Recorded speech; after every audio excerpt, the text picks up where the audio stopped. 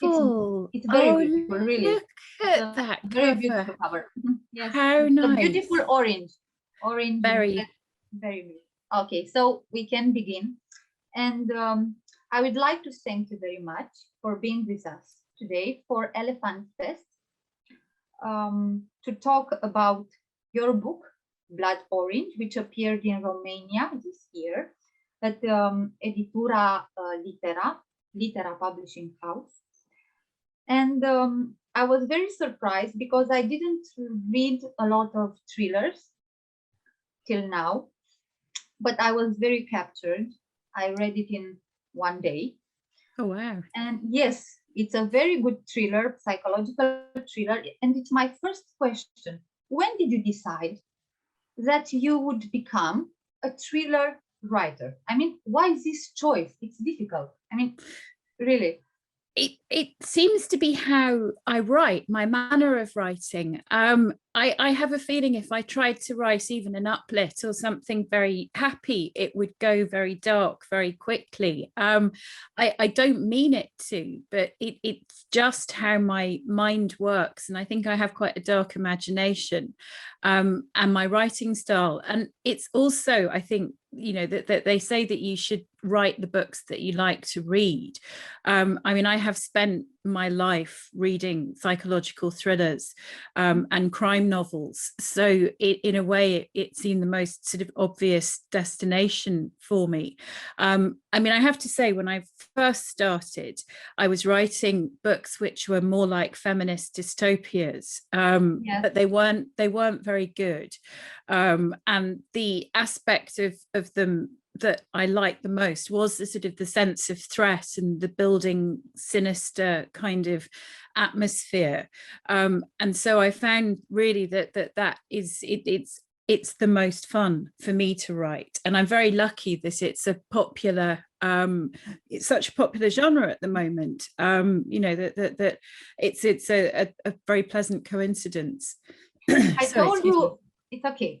I told you I couldn't put down the book because your novel has a lot of twists, but a lot of twists. In the end, I mean, in the last 100 pages, you change everything. You're a little shocked as a reader. Did you know from the very beginning of your novel which would be the end, or did you change it? No. I mean, I knew the end scene. I knew what I wanted to. I knew what would happen, and the reason that the title would be revealed. Mm-hmm. But I didn't know until I was about 2/3 the way through who it was going to happen to, because I had a choice, and it could have been one or the other. And it, as the book developed and as I wrote it and I got to know the characters better and better, that was when it became clear to me who it was, to whom it should happen. If I don't want to be too specific, but the destination was clear, but not all of the details. Of course, it's very difficult to speak about this book because we can make a spoiler, so we don't want to do that. I will try not to do that, but I want to, really. And I'd like to talk about your character, Alison. She's quite a character. I mean, I don't even know if I love her or hate her. You either love her or either you hate her. You approve some of her actions, you disapprove some of her actions. You don't know how to understand this woman. What were your intentions with Alison? I'm very fond of her. Okay. I mean, you know, that I think that I think she makes terrible choices. That much is clear, but the context in which she makes the terrible choices, I feel, gives some explanation for her behavior. And I think that the main thing to remember, and the thing I've always wanted to say to readers when they're critical of her and say that they hate her, is that it's written from her point of view. We're inside her head throughout the duration of the book. And there is no one who hates Alison more than Alison herself. You know, she has so much self-loathing because she knows that she's not living up to any of her own standards of behavior. that she knows that she isn't doing a good enough job really at anything. She feels that she's failing at everything around her. And so there's an awful lot of self-laceration and self-scorn that runs through it.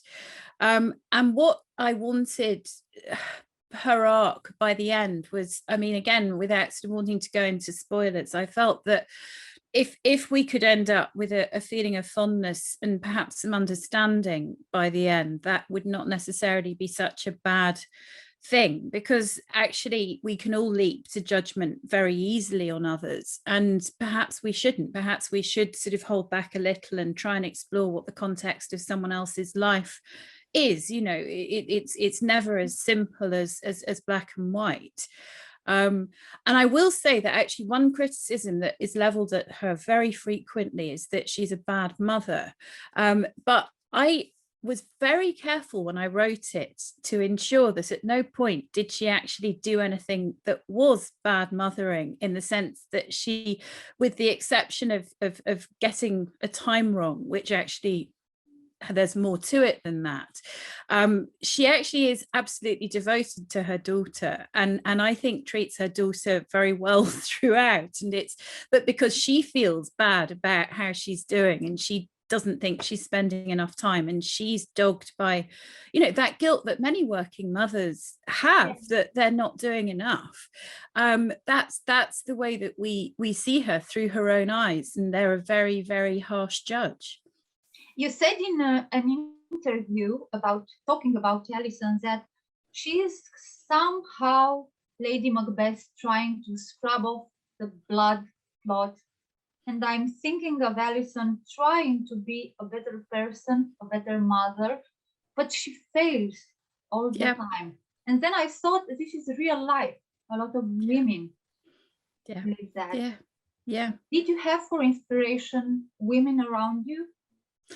Myself as a starting point. Okay. You know, that a lot of research went into those hangovers. And I think that really all of us have on occasion. I mean, you know, perhaps our behavior has never been as egregious as Alison's, and I mean, of course it's fiction, so you have to crank it up, but I think that, I mean, every single one of my friends would put their hands up to moments when they've fallen short. You know, when they've been later home than they said, they've drunk more than they planned, you know, they've fallen off the diet train, they've not exercised. You know, we are all, you know, surrounded by these very high standards of behavior that are expected of us, and you know, frankly, none of us is perfect.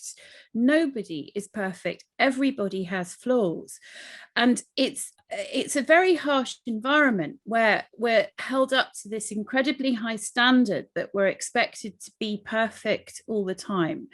And nobody can do it. You know, it's really difficult. It's really difficult. And that was something I really wanted to try and examine through the book. Actually, everything in your characters seems to be too much.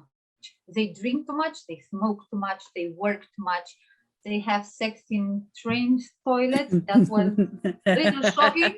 Okay, so they seem not to have equilibrium. Everything is excessive. Yes.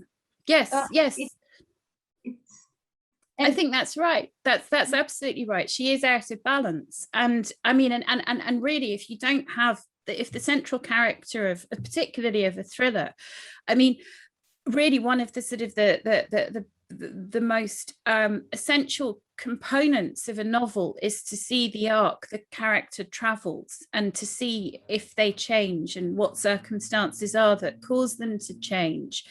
And I feel that if you were to start with somebody who wasn't out of balance, you wouldn't actually end up having a terribly interesting story. If she, you know, at the beginning of at the end of the first chapter, when she says that she is just going to have one drink, that's it, and then she's going to go home, it's not what happens, you know. And if she did stop at one drink and just go home, then we wouldn't actually have the rest of the book to do. And I mean, and again, you know, by the end, we would hope, I think, if we developed any sympathy for her as a character, that we would hope to see her in a better sense of balance and equilibrium by that end.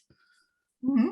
So actually we have Alison's story, but we also have Madeleine's story. And Yes. I thought it's kind of mise en abîme. We have a story inside a story. And then I thought, but both Madeleine and both Alison, they have something in common. At one point and in the end, but I can't tell more about the end. No. you wonder and say Alison could have been Madeleine, and Madeleine could have been Alison. You have these two stories. Was it difficult for you to create this story inside a story? Actually, that bit, I found the building the legal case actually rather more straightforward, just because it's told at slightly more of a remove, you know, because it's told by way of statements and then conversation. We never see inside Madeleine's head. So from that point of view, it was rather more straightforward, just to sort of, that was very much a kind of and then just to make sure that the facts were all laid out. And actually I found also, because the whole thing, as I said, is from Alison's point of view from beginning to end, that can be quite hard going if you're just sort of constantly going from domestic drama to domestic drama. And so I found when I was writing that whenever I started to get bored with her having rows with Carl or sex in trains, that I could switch over and put her into the trial situation. And then we could move away from that back to her life again when I got bored of that, because, you know, it's nice to sort of see things changing up. And one of the advantages, of course, of having more than one narrator is that you have that sort of change throughout. But in this case, it sort of provides its own momentum.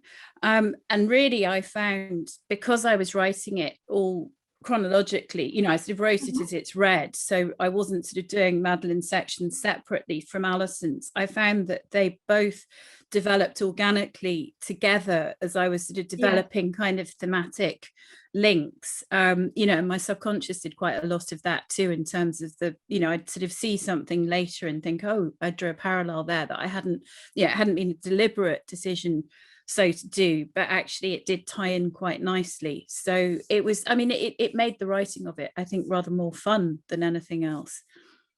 Okay, so we talked about women in your book. Let's talk about the men in your book, who are really far from being perfect. I mean, I didn't meet one man in this book who might be a kind person. Okay, we have Patrick, we have Carl, we have Madeleine's husband. Carl seems a good husband. I say seems, and I don't speak anything about the end of the novel. And it's quite shocking for a reader, because we have only negative examples of men. Why aren't they at least kind? I mean,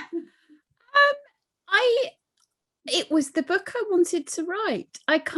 I mean, that there are, her colleagues at the beginning are nice, though of course they don't play very much of a role. But the people that she has a drink with, one of them, Robert, and I can't remember the name of the other, that's awful, they're very bit parts. So yeah. But they're nice, and I feel that I like James, who's Madeleine and Edwin's son. He's a, you know, he's a nice teenager. But no, this isn't a book about nice men. I think that that's fair to say, and that there is an aspect of almost of settling of schools, that it did come from a place of anger, really. Then I just, because, you know, the more reading I had done about you know, situations of violence against women, and it's hard not to get quite angry, you know, if you spend a lot of time reading about it. So I will ensure the book I've just written, the draft I just finished writing, I have a nice man. I do feel that I need to have I do need to have, and there aren't really very many in my second book, there aren't very many men, but I'm conscious, I certainly don't hate all men, and I certainly don't think that this is this kind of behavior that's typical of everybody. But in this case, yes, I'm sorry, they're all terrible. Yes, and I there saw. it is. I know. When you read your novel, you feel like watching a movie because you handle very, very well the dialogues. You create scenes like in a movie with precise details. I think right now about the smoke when Carl tells, no, it's actually Alison telling her husband, I feel a cigarette smoking here in the room, and he says, no, it's not, it's you because you smoke. And this is a very important detail for the end of the book. How do you handle these details? I mean, it's very difficult. It's like, I don't know, a Netflix series where you have to pay attention at every single detail.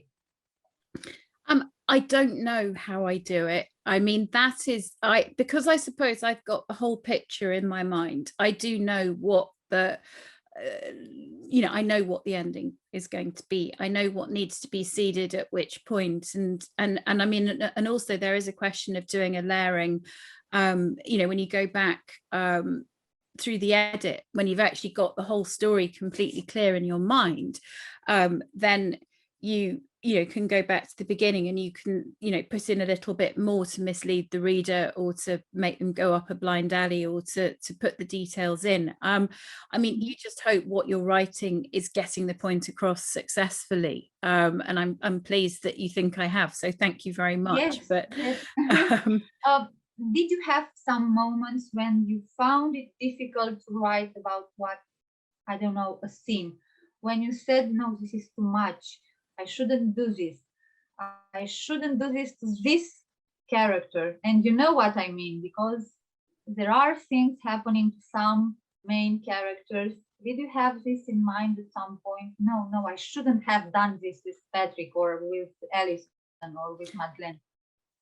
Things got toned down, actually. I have to say that I had much worse things happening, and then because I wrote this novel through my MA, through my master's, and so it went through a lot of workshopping, and I actually had a much worse idea for what things were happening, which I was talked down from because it was thought it would be too horrific.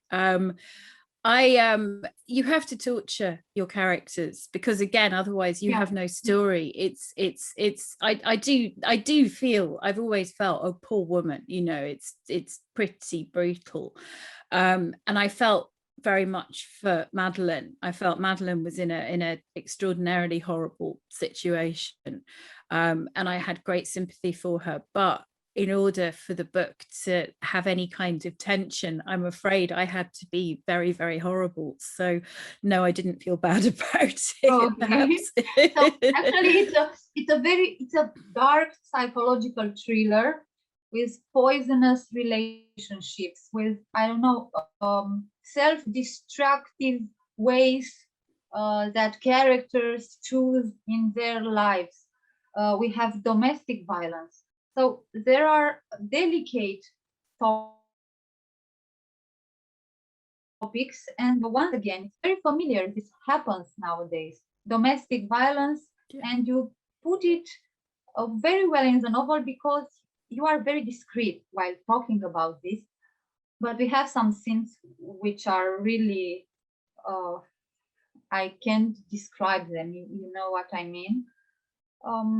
Did you inspire from reality a little? I mean, this no, fortunately happen around us. I mean, I am in my own life very fortunate that I have not been treated in this, that the men I've known, and my dear husband, who said to me, they're all going to think it's me, but it really isn't at all. And I mean, I think that it's impossible to be ignorant of the plague of domestic violence and violence against women and girls that besets every country. It's that a woman is killed in the UK, I think every 3 to 4 days by a former or current intimate partner. You know, it's stalking is real, that the plague of it's so prevalent, it's impossible to ignore it. And it's something that makes me, you know, I have a daughter, and not that having a daughter makes one more understanding, but it does just, I am filled with rage when I read any accounts in newspapers of killings, or, you know, those men who kill all of their family, you know, they kill their children. It's just the idea of trying to exert that control over anybody. I just found it's so profoundly shocking, and it's so enraging that it, you know, that informed everything that I was trying. Yes, I was trying to write a thriller that was, you know, it is an entertainment. It is a, you know, it is something that, you know, you'll pick up on holiday perhaps and read, and it's diverting. But there was a very serious message at the heart of it, which was just, you know, I mean, to say it's unacceptable is so weak, but just to try and throw some light on the fact that, you know, these things happen, and they can happen to any person in any walk of life, that you're not immune to it just because you've got a good job or a good education, that you know, anybody can be a victim of this. And I mean, something I found fascinating from the reader reviews that I've read, you know, the less sympathetic ones to Alison are just, you know, they're so horrible. You know, why does she put up with it? Why doesn't she just leave? And you're like, you just don't understand how this works. And that rage, I think, was, you know, that's the rage that kind of simmers through. How dare people treat women like this? You know, how dare men think that this is something that can be done? How dare anybody think that they have the right to control anyone else's behavior? So yes, I mean that in terms of real life inspiration, not directly but indirectly, everything, pretty much everything in that book is something that has happened to, you know, that you can, you know, however dark one's imagination, someone would have done it, you know, someone will have done it in real life, and somebody actually is going to suffer that. And I have to say, actually, the greatest compliment that I've received about this was my osteopath told me that he read it and he recognized the behavior in a friend of his, that her husband was abusive, and that he realized then that they could actually put a name to what the behavior was. And so they gave it, yes, and they gave it to her, and she read it, and she left her husband, and they're getting divorced, which I'm, you know, I know it's awful to say, I'm delighted to hear about a divorce, but in the context of an abusive relationship, the fact that it actually inspired somebody to have the strength to leave is, you know, that's amazing, you know. And that was, you know, if one has a mission for it beyond entertainment, then it certainly achieved that mission, you know. It's what I felt while reading, and exactly what you were saying. I recognized this pattern around me, some families, people I know, and I realized that women are really hiding a lot of things. Yes. So for the end, because we are talking for 30 minutes, I would like you to send a message for the readers of Blood Orange. So I really like the cover, really. I mean, I love the cover. And it's, I always love to see the different languages. It's I mean, it's amazing for me to think that my work's being read. You know, I thought 14 people might read it on my MA course, and the idea that not just in the UK but beyond into Romania. I really, you know, it's brilliant. You know, I feel so excited that it's having this reach, and thank you to everybody for reading it, and I hope very much that you enjoy it and take something from it. But it's even just a couple of hours entertainment, so thank you very much indeed. Thank you very much, Harriet.